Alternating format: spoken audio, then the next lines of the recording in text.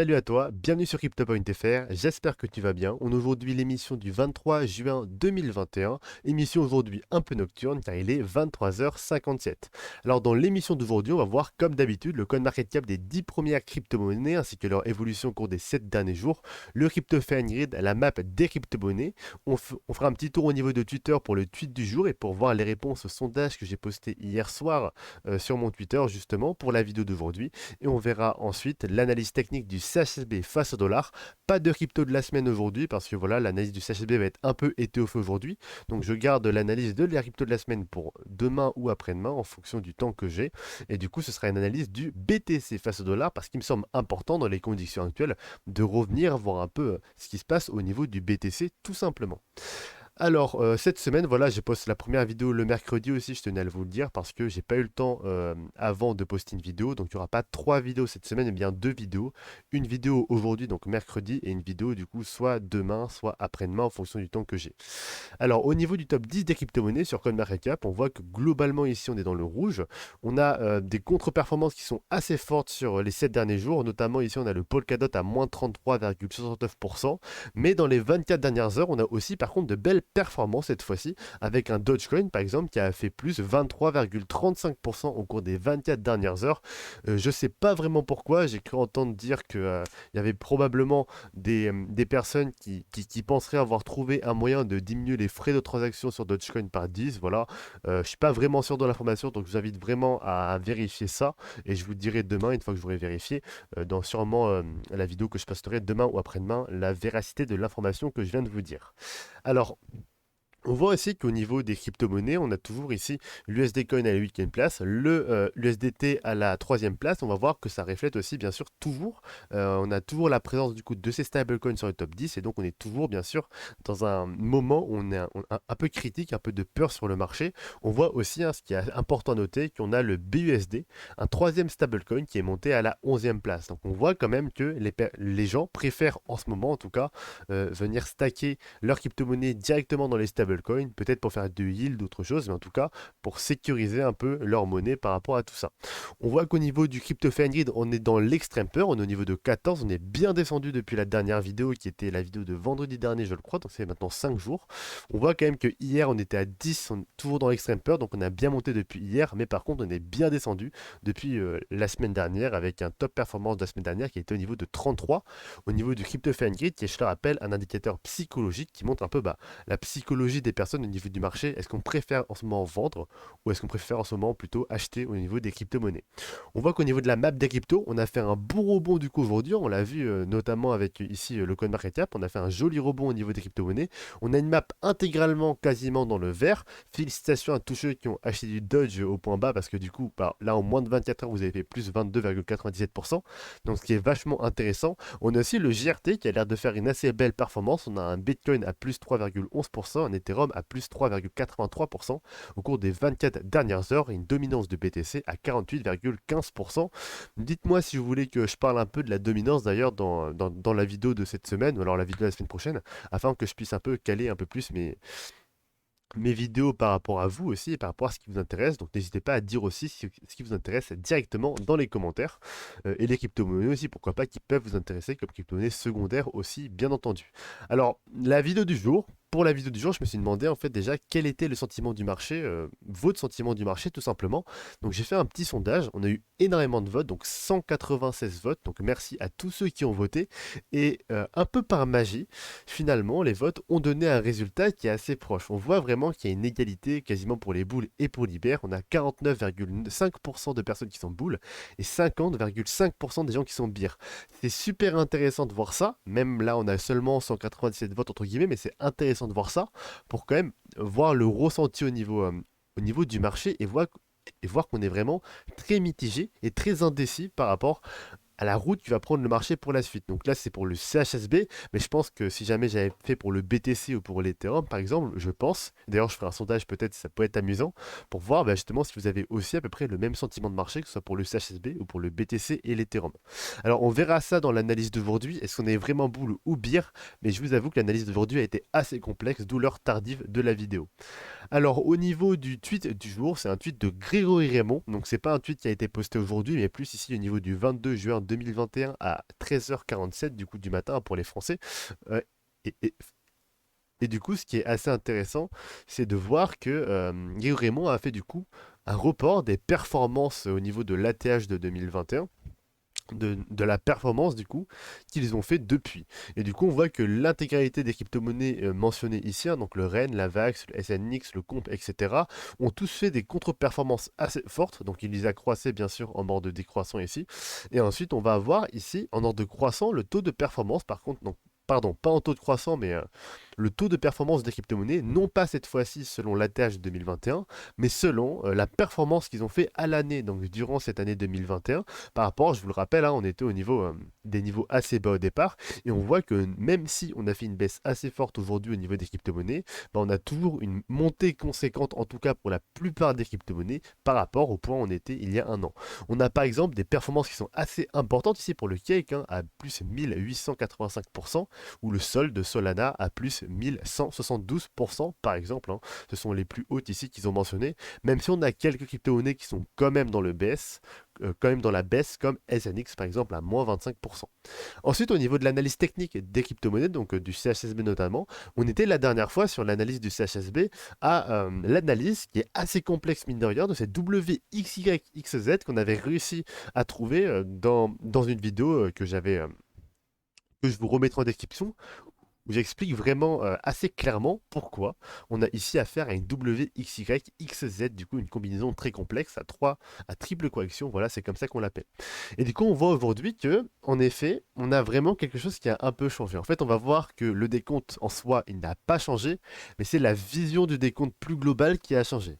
En effet, par rapport à l'évolution qu'on a eu ces derniers jours, j'ai remarqué qu'au niveau de la baisse ici de la Z qu'on a déjà connue, en effet, on a déjà dépassé le bas ici de la 5 et on avait dépassé ici le point bas qu'on avait placé au niveau du bas de la Y connue.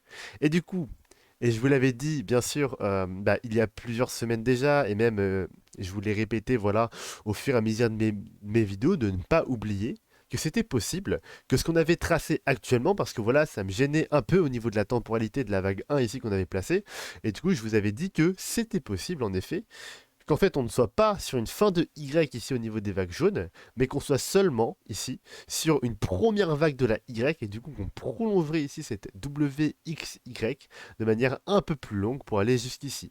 Alors c'est pas le scénario que j'ai tout de suite privilégié parce que je te rappelle qu'une 1, 2, 3, 4 et 5, donc une leading diagonale en 3, 3, 3, 3, 3, c'est extrêmement rare. 3, 3, 3, 3, 3, je dis bien un sous-décompte du coup des vagues 1, 2, 3, 4 et 5 tous en 3 vagues, c'est très rare pour une leading diagonale. Mais du coup, au vu de la configuration actuelle, on va maintenant privilégier.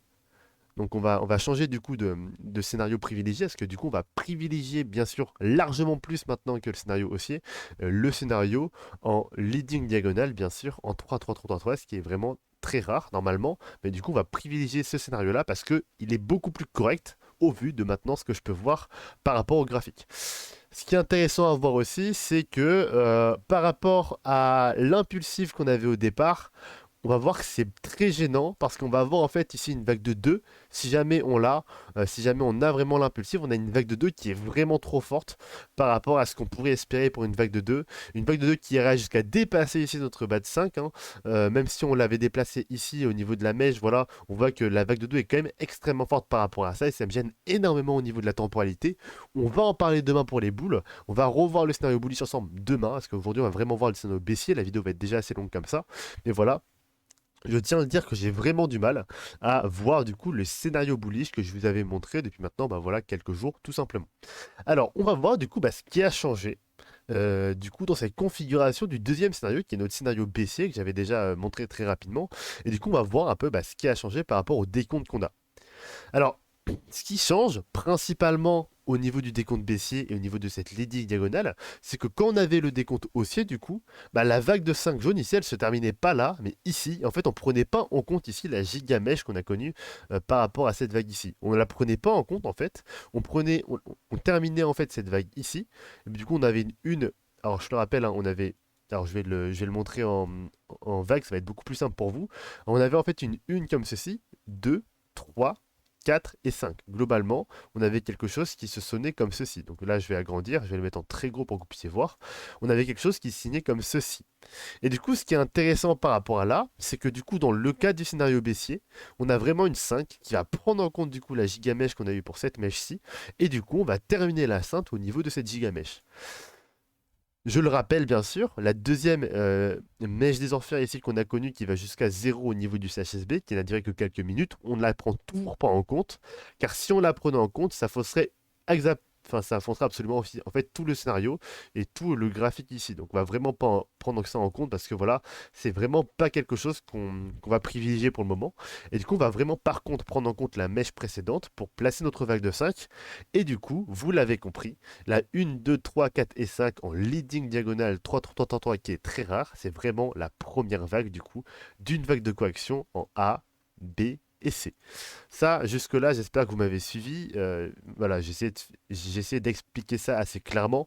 Si jamais vous m'avez perdu, dites-le moi en commentaire et je reprendrai ça, bien sûr, dans la vidéo, donc soit de vendredi, je pense plus vendredi que demain, soit de lundi ou mardi, en tout cas de la semaine prochaine, la première vidéo que je posterai. Donc voilà, n'hésitez pas vraiment à me dire en commentaire si c'est pas clair, je leur expliquerai bien. Mais en tout cas, ici, on a vraiment ici du coup une A, B et C du coup que l'on forme avec la première vague de coaction, ici qu'on forme avec cette impulsive en 1, 2, 3, 4 et 5, je le rappelle, en leading diagonale. D'une forme qui est assez rare, je le rappelle, donc je peux me tromper.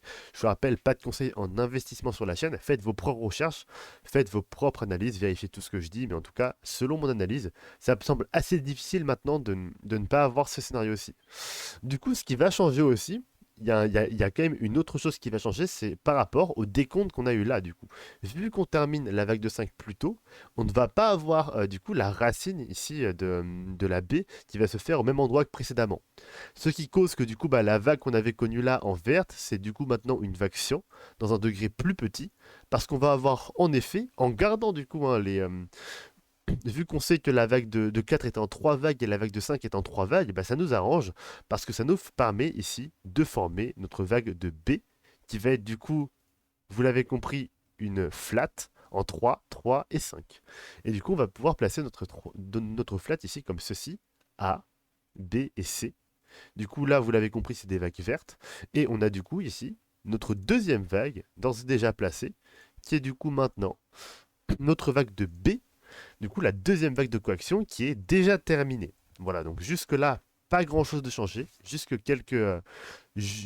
une mèche du coup qu'on prend en considération, ce qui change vraiment absolument tout le décompte, parce qu'on n'est plus du tout sur une impulsive, mais sur une deuxième vague ici de coaction, une vague de B. Et ensuite, du coup, on vient terminer cette vague de coaction A, B et C, qui est du coup, on va le voir ensemble, mais je pense que voilà, visuellement, pour ceux qui ont l'œil maintenant, vous l'avez déjà remarqué, on est vraiment ici sur une zigzag, et je tiens à le rappeler, et je l'avais déjà dit précédemment dans une vidéo, que en effet, si jamais on a une zigzag à cet endroit-là, c'est pour ça que quand même, j'avais dit de faire attention, on a une vague de B qui est exactement ici, au 61,8% de Fibonacci, à 0,11 centimes de dollar, et du coup c'est vraiment à 1,11 centimes de dollar, et du coup c'est vraiment très intéressant de voir ça, parce qu'on est vraiment sur un objectif extrêmement propre au niveau de cette vague de B. Et du coup, on vient maintenant former cette dernière vague de coaction, qui est la vague de C. Et du coup, on va se poser la question, et je pense que vous n'allez pas aimer la réponse d'après ce scénario BIR, est-ce qu'on l'a terminé? Et je pense que non. Alors pourquoi? Au niveau de ce décompte-là, au niveau de le décompte de cette C, de cette du coup Z, on ne va pas niveau du décompte de cette C, qui était du coup le décompte qu'on avait fait pour la vague de 2, on ne va pas la modifier. Le décompte est parfait, on est bien ici sur une WXYXZ. Alors bien sûr, avec les vagues actuelles, que je n'avais pas vraiment montré en vidéo ces derniers temps, parce que voilà, je ne les avais pas vraiment montré les sous-décomptes, j'ai aujourd'hui fait le travail, donc je vais vous le montrer très rapidement. Et du coup, on a vraiment ici, alors c'est ces vagues-là qui vont vous intéresser, je pense. On a du coup ici des vagues qui sont assez faciles à placer, qu'on avait déjà vu ensemble. La vague de W qui est ici en W, alors la vague de W, pardon, qui est ici en A, B et C normalement, donc vraiment c'est à revérifier, une WXY ne peut pas être en WXY, donc ici la chose est à revoir, donc voilà, j'ai juste celui-ci à revoir que j'avais pas J'ai pas vraiment fait attention, mais normalement ici, on est vraiment ici sur une 3 vagues, hein, donc non pas sur une double XY, mais sur une A, B et C normalement, ou alors sur un triangle. Mais voilà, ce n'est pas possible normalement d'avoir ici une WY à l'intérieur d'une WXY. Donc on a soit une flat, soit une Y à cet endroit-là pour cette W. Donc ça à revoir, je le reverrai dans la prochaine vidéo. On a ensuite une X ici en 3 vagues, en zigzag, qu'on en a placé. On a une Y ici. On n'avait pas vu le sous-décompte, mais on a en fait une Y. Pardon, on avait vu le sous-décompte, mais je l'ai déplacé. Parce que du coup, bah, c'est quelque chose qui est beaucoup plus clair. En fait, avant, on avait placé au niveau de cette B, la C à ce niveau-là. Donc je vais vous le montrer très rapidement. On avait placé en fait au niveau de cette B une A, B et C qui était démontrée comme ceci. Une A, B et C. Voilà, tout simplement. Et cette A, B et C, donc qui était du coup bah, la A, B et C en cyan, venait du coup bah, la A, B et C en cyan qu'on voit à cet endroit-là. Je vais la monter un peu pour que vous puissiez voir. Voilà. La A, B et C en cyan qu'on voit là, bah, c'était en fait la A, B et C que je viens de vous montrer là. Et du coup, le problème de ça, c'est quoi? C'est qu'en fait, notre vague de B ici, notre vague de C, pardon, ici, n'est pas en 5 vagues, mais en 3 vagues. Or, si jamais on est vraiment sur une A, B et C, la vague de C devrait être normalement soit en 3 vagues, enfin, la vague de C devrait être en 5 vagues, et la vague de A, vu qu'on est ici sur une zigzag et non une flat, doit être en 5 vagues aussi. Or là, voilà, on a vraiment déjà que 3 vagues. Du coup, c'était un petit problème par rapport à ça pour la vague de C et pour la vague de A. Et du coup, bah, on va invalider l'ancien décompte qu'on avait à ce niveau-là.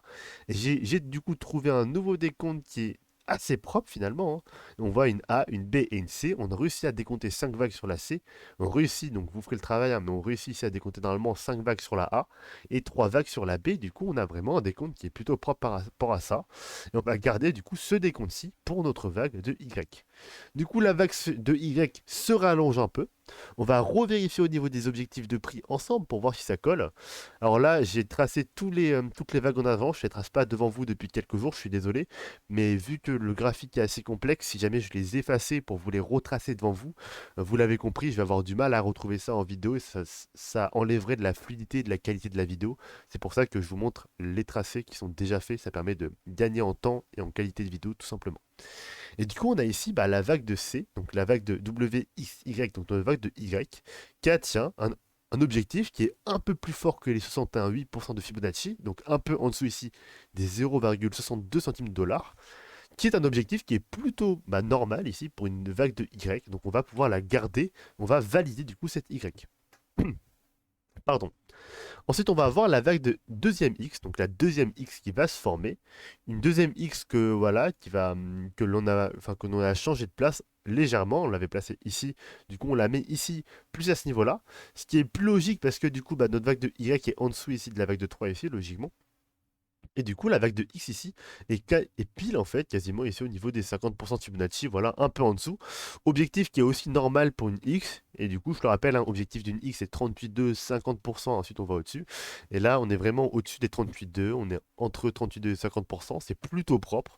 J'arrive à décompter, même si c'est un peu laborieux les décomptes, je vous l'avoue ici, une WXY. Je vous laisserai refaire le décompte chez vous, même si le décompte est un peu compliqué pour le coup. Désolé pour les débutants, mais voilà, je vous montre juste la vague. Normalement, de toute façon, les débutants ici, c'est vraiment des vagues compliquées, c'est vraiment une phase compliquée de marché. Ici, n'essayez pas vraiment de trader ça pour les débutants, c'est vraiment très déconseillé. Même pour les plus expérimentés, attention, parce que c'est vraiment des décomptes qui sont très compliqués par rapport à ça, donc de prévoir. Ce qui est vraiment important ici, c'est de voir du coup cette WXY et jusqu'où va aller descendre la Y. Donc comme j'avais dit pour la 2 ici, ce qui est important en fait, c'est de chercher plus un point d'achat ici qu'un point de vente à ce niveau-là du marché, parce que voilà, c'est assez compliqué et assez risqué d'essayer de trouver un point de vente. Et du coup, on est maintenant, actuellement, en train de tracer bah, cette dernière vague, vous l'avez compris, hein, de correction, donc cette Z enfin, la Z qu'on travaille depuis maintenant bah, assez de temps, la Z qui nous semble interminable, et on est en train, enfin, bah, on est toujours en train de la tracer en fait, on espère pouvoir enfin la finir. Une Z qui commence à être assez long, c'est un peu un cauchemar je pense pour tous ceux qui veulent un scénario boule, mais là voilà, je vous l'avoue, j'ai du mal. Moi, du coup, dans mon propre sondage ici, j'aurais répondu personnellement beer, parce que voilà, j'ai du mal en fait à avoir un décompte boule maintenant avec ce que j'ai pu voir actuellement en fait. J'ai vraiment du mal à voir le décompte boule et ce décompte avec cette leading diagonale me semble beaucoup plus pour le coup à privilégier que le scénario boule. Voilà pour ma part. Alors maintenant, vous allez probablement me le demander en commentaire, du coup voilà, je vous coupe avant que vous me le demandez. On va voir ensemble les objectifs de la Z, bien entendu. Du coup, les objectifs de la Z, et je pense que beaucoup d'entre vous sont intéressés pour les connaître, sont du coup donc, je le rappelle, c'est à peu près les mêmes en fait qu'on avait vu précédemment, mine de rien, ça va pas trop changer par rapport à ça. On a toujours ici les 50% qu'on a dépassés, les 61,8 qu'on a dépassés, les 0,46 qui était du coup notre objectif principal, je le rappelle. Et du coup ici, normalement, du coup, l'objectif d'une Z va être par la suite les 100% de Fibonacci qu'on va pouvoir privilégier, un 100% de Fibonacci qui est au niveau des 0,30 centimes de dollars. Voilà. Je pense que très peu d'entre vous ont envie d'avoir une Z qui est forte à ce point-là. Voilà, je pense qu'il y a même peut-être des gens qui vont me critiquer par rapport à ça, parce que voilà, c'est des objectifs, et je le conçois, qui sont peut-être durs à accepter, mais en tout cas, voilà, de manière neutre et de manière purement technique, c'est des objectifs qui sont assez courants finalement pour une vague de Z.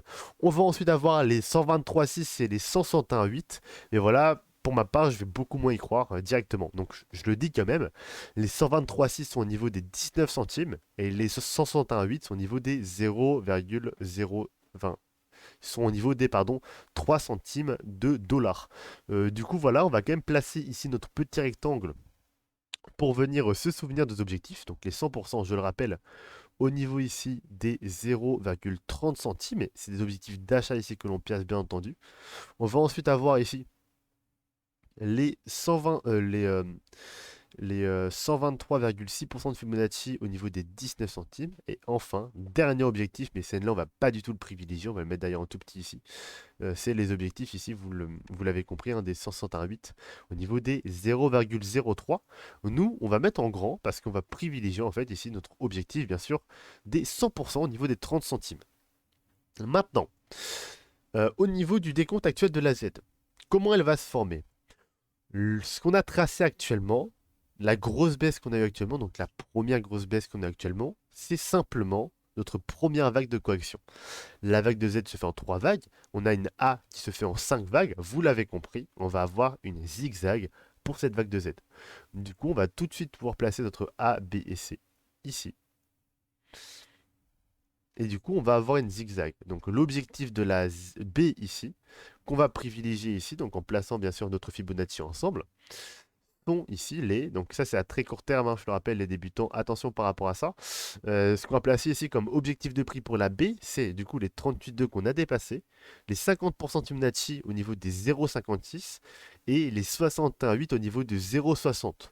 Pour ceux qui veulent tenter le trade, voilà, moi je le ferai pas personnellement, mais en tout cas, les objectifs de vente sont au niveau ici des 0,5 à 56 centimes de dollars et des 61,8 à 60 centimes de dollars. Voilà, je le rappelle quand même, au cas où vous voudrez tenter le trade. En tout cas, bonne chance à vous si vous voulez le tenter. Il est possible que l'on monte encore un peu ici, au niveau des 78,6, au niveau des 65 centimes.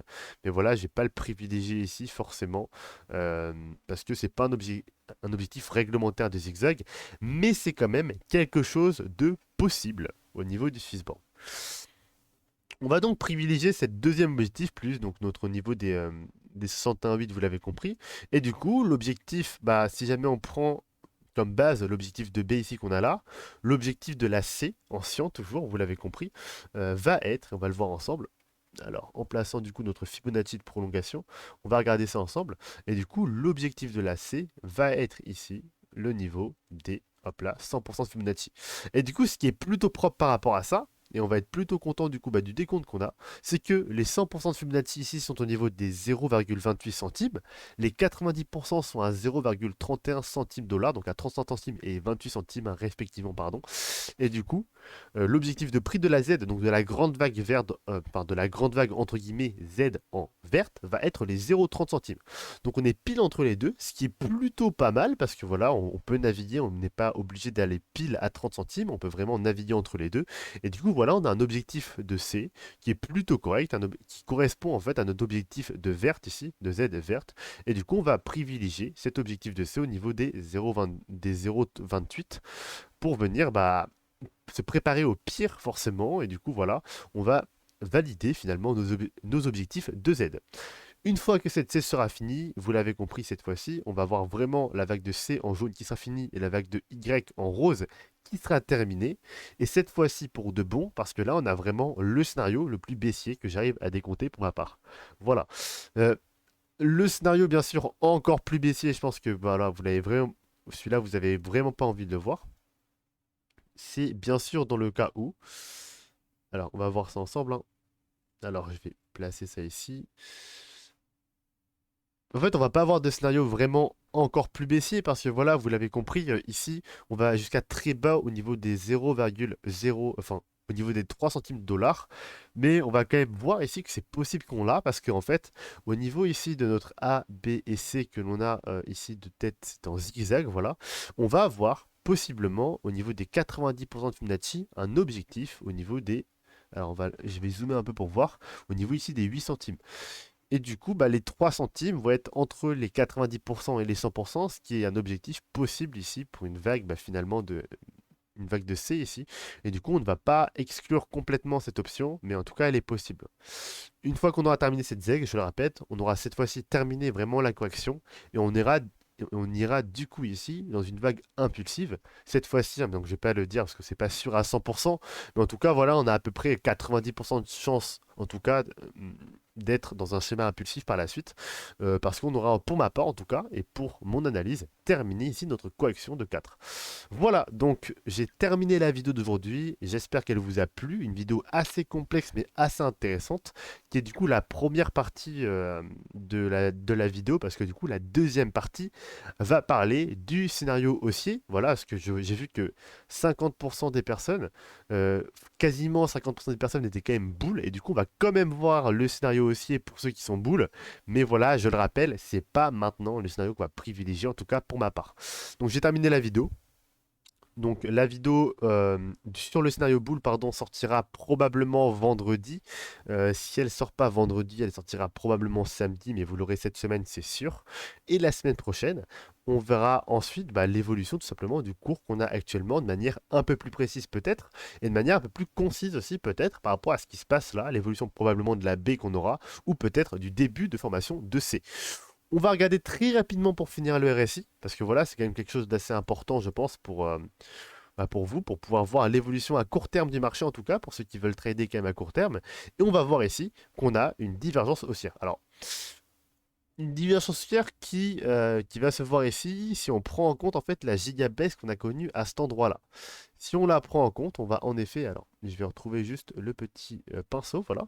On a ici en effet une mèche qui est extrêmement forte, hein, alors que ici elle n'est pas si forte. Ici on a une mèche qui est plus forte du coup que celle-ci, alors que ici, elle est moins forte que la première. Du coup, on a une divergence haussière à ce niveau-là, vous l'avez compris, et du coup, on va avoir à court terme, en tout cas, c'est possible. Une hausse ici, du coup, ça tombe bien. On est actuellement en train de tracer notre vague de B. Donc voilà, ça tombe très bien d'avoir cette petite divergence haussière qui se forme quand même ici pour le court terme, parce que je le rappelle, on est seulement ici en 2 heures au niveau du CHSB, tout simplement.